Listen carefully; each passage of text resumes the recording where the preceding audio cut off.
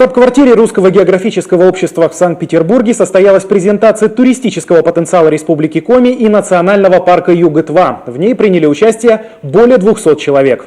Это туроператоры, преподаватели и студенты вузов, представители дипломатического корпуса Санкт-Петербурга. Встреча прошла в режиме видеоконференции, которая связала город на Неве с Интой, Троицко-Печорском и Вуктылом. Елена Кононова продолжит.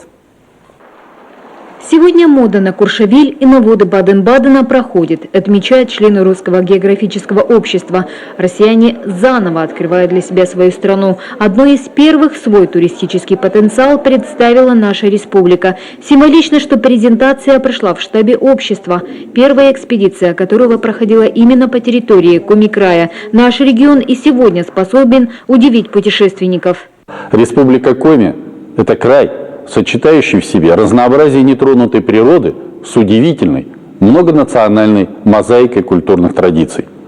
Мы готовы предложить отдых для широкого круга туристов, от любителей самостоятельных путешествий до взыскательных клиентов. Мы начинаем разрабатывать новое направление – арктический туризм. И в этой части особенно надеемся на поддержку со стороны Русского географического общества, которое я хочу отдельно поблагодарить за содействие в организации презентации.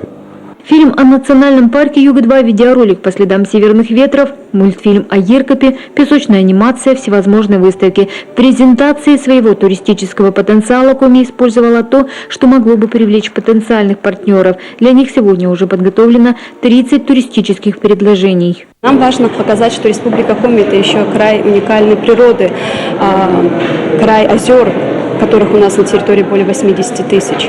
Это край, где легко дышится, свободно живется, где каждый может найти для себя какой-то вид туризма для него, который наиболее интересный. Активный вид туризма, экстремальный туризм, этнотуризм, сельский туризм. Вот это наша главная задача сегодня. Для гостей презентации организаторы устроили мастер-классы. Посетители попробовали вырезать медведя из капа, нарисовать картину нефтью, а также приняли участие в интерактиве «Этноморфозы». Удивила, в частности, живопись нефтью, да, очень необычно, очень понравилось. Мне понравилась выставка, связанная с спортсменами Республики Коми. Да, все-таки рейс сметания, очень много легенд в Республике Коми, именно как раз связано с лыжным спортом. Я, к своему счастью, знаю, что такое национальный парк Юга-2, да? Я знаю, что такое Уральские горы, и я всем рекомендую постоянно, да, когда встречаюсь, все это посещать и подпитываться вот этой вот духовной культурой.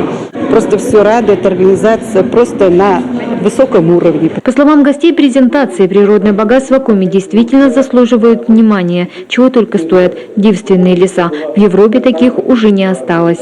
Елена Кононова, Анастасия Борисова, Анна Радченко, телеканал Юрган, Санкт-Петербург.